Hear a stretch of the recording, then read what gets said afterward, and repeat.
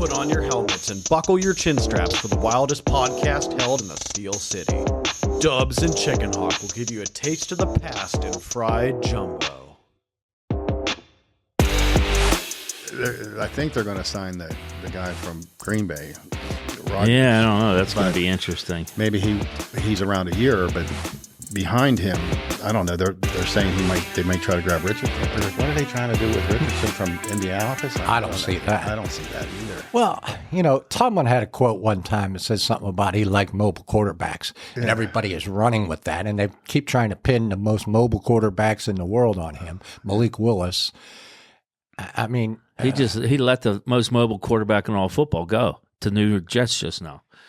That's how much he liked mobile quarterbacks. Yeah, right. I don't really believe that point. What? But the mobile, but he will only settle that. No, I think he's just looking for someone that can throw the football and hit somebody on the run. It seems like we don't have the quarterback that can time the passing like Roethlisberger could. Oh, those are special franchise quarterbacks. Yeah, they're man. special people. He is. He's Hall amazing. of Famers. Yeah. Well, if you look through history, and this is, I'm giving a talk April 22nd. If you remember Robbie Zimmerman from. Oh yeah. Yeah, he contacted me. He's a doctor, and there was a bunch of doctors getting together, and they want me to speak. And it's draft time, April 22nd. Right. And so I'm going to pull out my quarterback talk. Oh. I've given it a couple times about, getting out of the wilderness of not having a franchise quarterback. And if you look back at history, the Steelers have had opportunities to get Sammy Baugh, Sid Luckman, Bobby Lane the first time when he was drafted. They drafted Bobby Lane in 49, 48 out of Texas. He's like, I'm not going to play the single wing.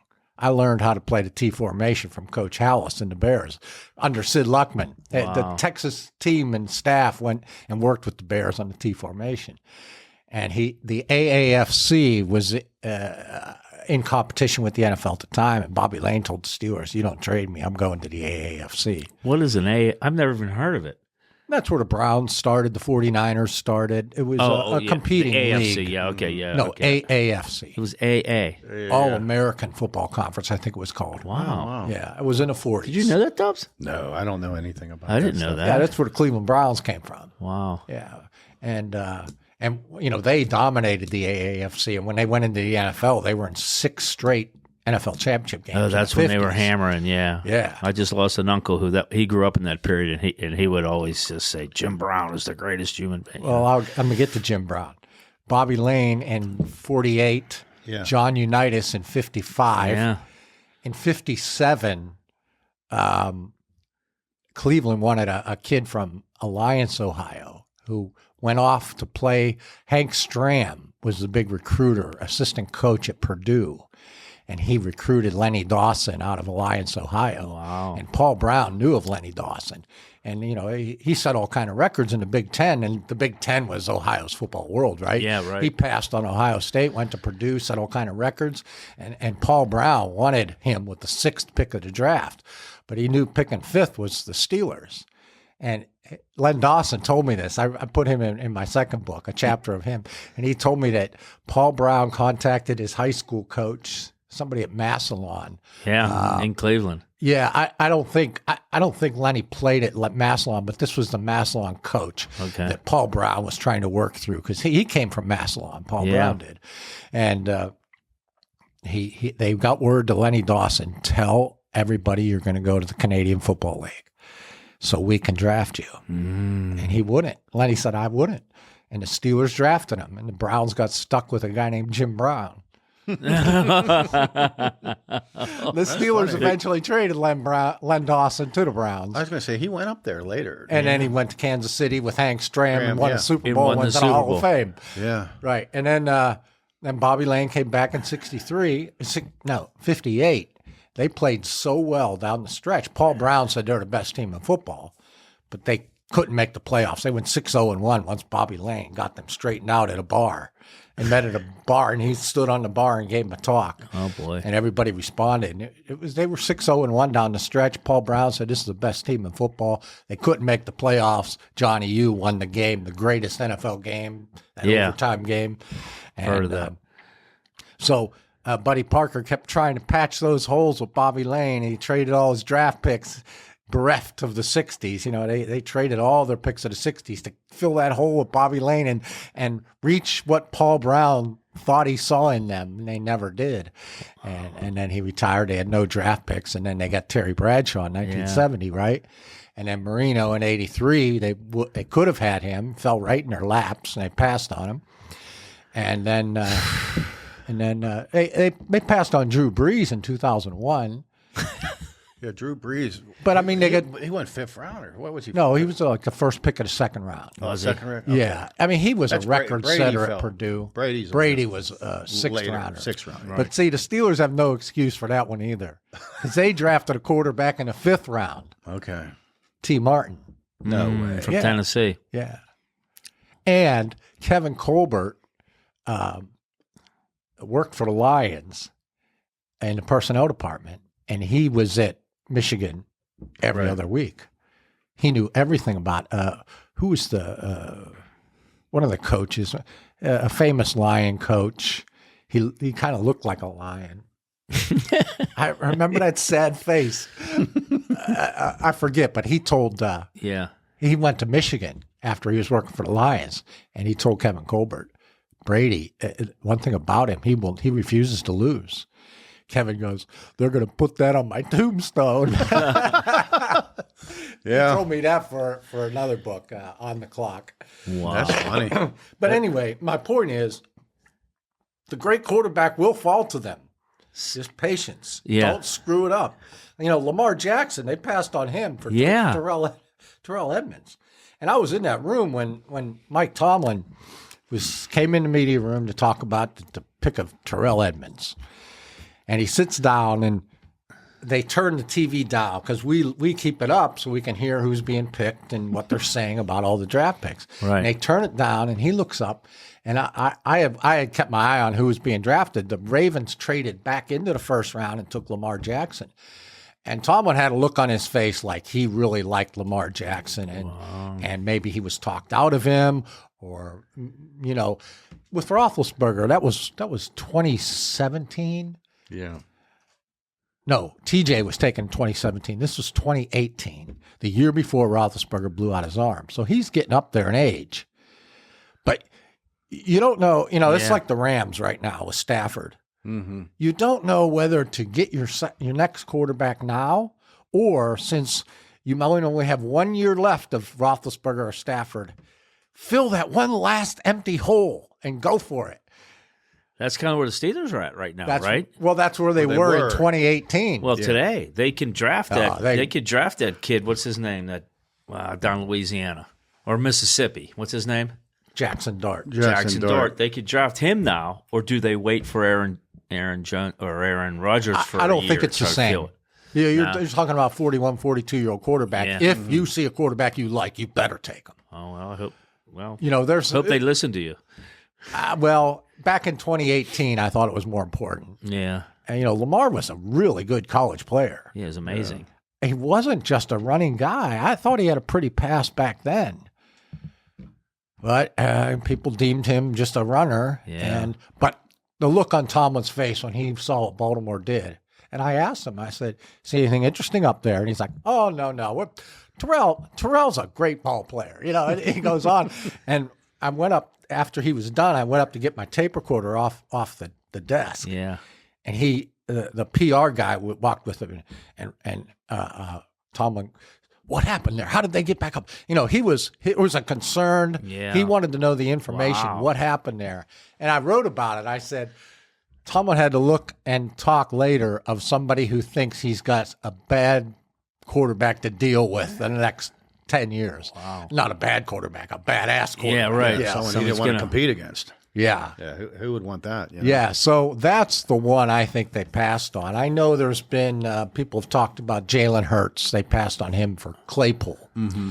I think there was another Claypool for a year looked like a steal, huh? Yeah, I wonder whatever happened there. That kid was, when he first came in, He's a physical freak. He's a Notre Damer. Yeah. I know. I hear it was work ethic, but okay. I can't be sure. Right. Well, I'll tell you, Lamar Jackson throwing a football doesn't even look like he throws a football. It looks like it just shoots right out of his hand. Yeah, it is ridiculous looking. It's a pretty pass. It's amazing. He really doesn't have receivers. I mean, he's had that tight end for. Yeah, that's true. So they've had kind of decent receivers, but they've never had like Cincinnati Bengal receivers, right? Right. Yeah, his game's changed. He runs around now to throw the ball. You know what I mean? Like when he moves, he buys so much more time. Oh, it's crazy. Like the last game I was watching, he was dropping backwards 20 yards sometimes and still hurling it on the money 30 yards downfield. His arm is crazy. It's amazing. He doesn't. We've got trouble with him for a long time. Yeah, I think he's going to be around a long time. You know, when I see him, he when he runs, he stands up and runs and slides sideways like he's going through doors and stuff. And these guys are missing him. Is he got to be a thin dude? Huh? I've never seen him in real life. Yeah, I've never have either. No, I've seen as much of him as you have. Wow. Yeah. But he's a talent, and that's really what the Steelers need. We just need another person like that, like Roethlisberger or somebody. I just recounted the whole history of the greatest quarterbacks ever have all come past Pittsburgh, and they've had the chance. Yeah, it's one thing. Why do you think they have such a hard time evaluating quarterbacks to get to play at the next level? Why do you think? Oh, there's so much thinking involved, so much split-second processing that, I've been watching Tyler Shuck from Louisville. I really like him. Okay. He's 6'5", runs a 4.640. He's been in college for 7 years. COVID has really given them things. these 6-year medical guys a 7th year. Right. And so he's 25 coming out. He'll be 26 in September. So people want to dismiss him right away, but I really like him. And I watched him and Jackson Dart last night. Now, this doesn't come out for 2 weeks, right? Mm-hmm. Our tape show. Yeah. So they may already have Rodgers by then, by the time this show comes out. But right. Or Anthony Richardson. Well, that was the last thing I read in the paper yesterday. That they're trying to make some moves to try to. Oh my God. Well, everybody ties the mobile quarterback back to Pittsburgh. Right. Yeah, and that's why they're going to hear a lot of Jalen Milroe from Alabama. Yeah, and draft time. But I like Jackson Dart's okay. I think he's going to go ahead of Tyler Shuck, but I like Shuck. But the pressure, I watched him the Notre Dame game. I thought was really impressive. He made some throws that were incredible. But the pressure was great. But it's nothing like he's going to see in the NFL. So much faster, I guess. It's so much faster, so you can't judge their processing really until they get up here. Yeah, it's crazy, huh? How much? Look at Mason Rudolph's processing. Yeah. That was his problem in the pocket, his processing skills. Not quick enough. And all of a sudden the ball's on the ground. Everybody says, boy, he got a bad shake. Look at his last 3 games when he finally got the chance to play over Trubisky and Pickett. Well, he had 2 really good games. The third game against the Ravens, Lamar Jackson didn't play. The Ravens were going into the playoffs, couldn't move their seeding, so they rested a lot of players. Still, Rudolph put the ball on the ground 3 times. He recovered 2 of them. But that was back to Rudolph. What's going on? The ball's on the ground. What's going on? The ball's batted in the air. Things just don't process quickly for him in the pocket.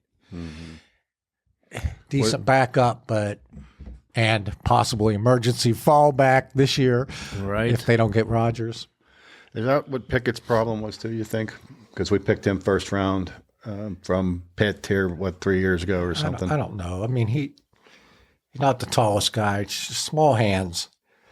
Yeah, what's the significance of the small hands thing? Well, here, let me tell you. Help me about that. Help me with that. About Kenny's small hands. Like 9. They say like 9 inches from here to here. 8.5. 8.5. This long. Yeah, this across here, the diagonal. This to here is 8.5 inches. I have the exact same small Kenny Pickett hand. Okay, I'll sack you then. I know. Look, I don't have a big hand. Yeah. Well, it's bigger than mine. Yeah. So I've had those balls, and I got a rag arm anyway. I retired from softball at 35 when I couldn't throw from first base anymore. Yeah, right. I had to play first base because my arm was shot. Then when I couldn't even get it in to throw home. That was time to retire. Yeah. So I sure can't throw an NFL football. Wow. Those balls roll over to you, and the ball boys are saying, and not all the players. You think all the players are watching while they're practicing. And, I can't grip this thing. It's very slippery to begin with. I don't know if it's bigger or not, but I could not grip it. And yeah, so I would always give the old underhand, spin, the underhand spin, and try to get it to the ball boy. It's a fear because they have film going. You don't want in the film room. Look at this guy throw. Like some of those guys that throw from the mountain, like women. They're all looking to. Sorry about that. They're all looking to make fun of the writer anyway, right? Yeah. So when it came out that he had 8.5 inches, and I measured mine 8.5 inches, I'm like, how does he grip the ball? And he wears gloves. Is that why? Maybe because there's that extra grip on those gloves. Probably helps. But you remember when everybody was saying small hands, and then the Pittsburgh writers were all, it came out that that's a stupid thing. Mm-hmm. And all the Pittsburgh writers are like, yeah, it's all those idiot draftniks that say this stuff. They worry about all these measurements. So it became kind of a mockery of draftniks. I stopped saying anything because I know I can't grip those balls with my 8.5 inch hands, my Kenny Pickett hands. You have firsthand experience. Right. Let them pump. So it's like the first spring practice, second spring practice with Pickett was there. He was just drafted. Tomlin comes over to us, standing on the sideline, and he goes, how about those 8.5 inch hands? They can't play. He's like proud of Pickett, right? Mm-hmm. And all the other writers, they want to, they want to kiss ass, right? And they're like, yeah. And I'm like, I don't know, man. I got 8.5 inches hands, and I can't grip that ball. And he went like that to me and walked away. He thought he was going to make a point. Mm-hmm. Wow. I'm like, so then I watch him struggle. He really never had command of the ball, it seemed. Well, I would think it would affect your accuracy if you can't get a real good grip on there. That's my long story. And with all those people rushing you, and you. Well, now there's Milrow. If we grab him, he got small. He got little baby hands. Really? Milrow, yeah. They say his 8 3/4. Well, it's not too much more. I don't know. Hey, Kenny put the gloves on and found a way. He went 7-2 as a rookie. He wasn't that bad. No, not at all. He really wasn't. That first game, that first series, San Francisco, remember? Yep. San Francisco? Yeah, he looked good. He got drilled so hard, if you remember. And his helmet bounced off the ground. His head, yeah. And he didn't come out. I don't think he was ever the same because that preseason, he was lighting it up. I mean, he's a tough kid. There's no doubt about it. That preseason, it was like, I thought this is it. We got the guy. Yeah. No, well, one thing I do got to ask you, since you know the history of the Steelers and the quarterbacks, Terry Bradshaw comes out of Louisiana Tech, I believe, right? Yes. Why was he the number one pick? I mean, nobody today would come out of Louisiana Tech as a quarterback being number one. What was all the hubbub about? Well, because I was too young to really know that, right? I was 7. Yeah, I didn't know anything. Well, you've seen the athletic tools. His gun of an arm. 6'4". You could see the way he could run. Yeah. I mean, Roethlisberger could run. Bradshaw was a better athlete, a better looking athlete. I don't know in their rookie years who was a better runner because Roethlisberger was pretty impressive. He was brilliant. But, he took on a quarterback shape a little bit, got a little soft. Bradshaw always retained that athleticism. Looked like a linebacker. Yeah. But 6'4", I guess back in those days, 6'3", 6'4", he was a monster. Well, he was LSU turned him down. I believe it was he was going to go to LSU, but I imagine Louisiana Tech his intelligence. And when Chuck Noll went to the Senior Bowl, they grilled him and wanted to dive into his intelligence. And they came away very impressed. Right. Mm-hmm. Yeah, wow, that's interesting.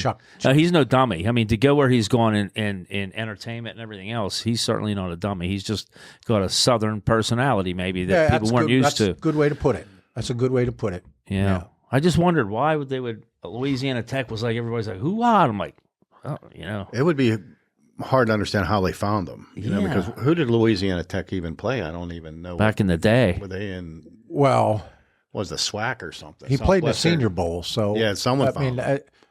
And he threw. I don't know if this is on film anywhere, but he threw what in the books was an 82-yard touchdown pass. It was a Hail Mary, and when they heave these Hail Marys, they're 10 yards behind the line too. Yeah.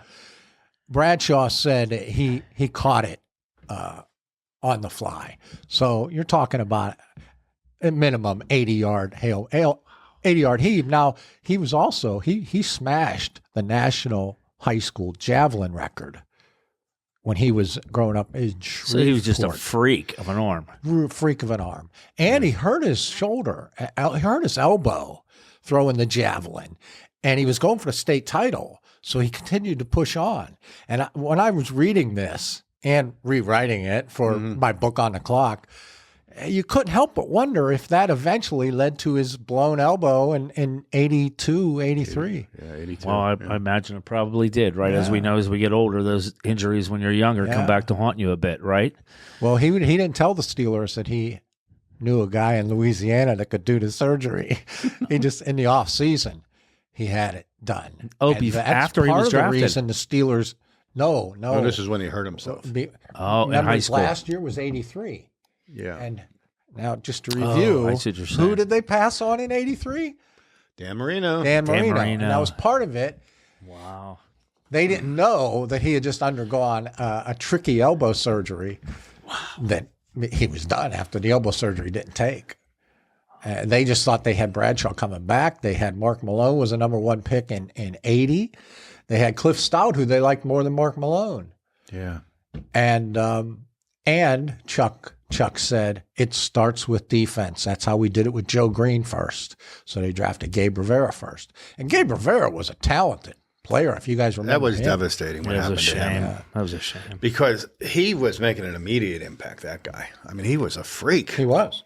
An absolute freak. Dominating people. Yeah, he was like a Joe Green, just so physically stronger than everybody else. They couldn't handle him. Yeah. What happened to him? Oh, is that awful?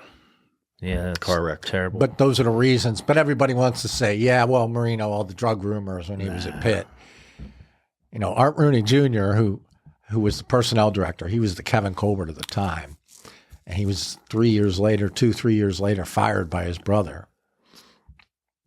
Said, my dad used to, every time he saw me, I can't believe you passed on Marino.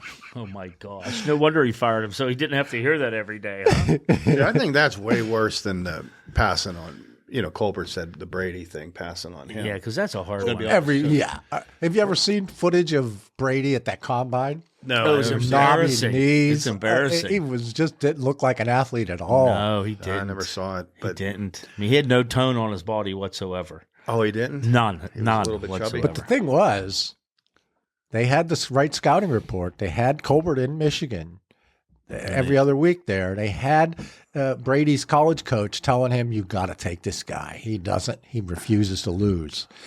And, you know, Brady was a left-handed power hitting catcher coming out, and he had to choose between Michigan. So Michigan put a real recruiting pitch on him, or he would have been a baseball. Left-handed hitting catchers are kind of rare. He would have been Speaking of Rob Zimmerman earlier. He would have been in the big leagues. Yeah, Big Rob, he was a lefty. Yeah, he would have been in the big Played leagues. at Davidson. Yeah. Mm-hmm. Yeah. Get him on your podcast next time. Yeah. Yeah, I know him well. He graduated ahead of me. Well, in between us two. Yeah. He was 83, I was 85, and Rob was 84. Yeah. Good guy. Mm-hmm. His dad always volunteered and helped coach and Good stuff. family. Good people. Yeah. It's Jeff Schrump's cousin. Yes. Yeah. Jeff and Schrumps are a great family, too. Yeah. For sure. His dad was Mr. Schrump was my basketball coach as a kid. Oh, was he? I loved him. He was the best. Was so good. Yeah. He would. we later played golf with him quite a bit. In the he golf was very spirited. I loved him. Yeah, he was. Yeah, great guy. Great.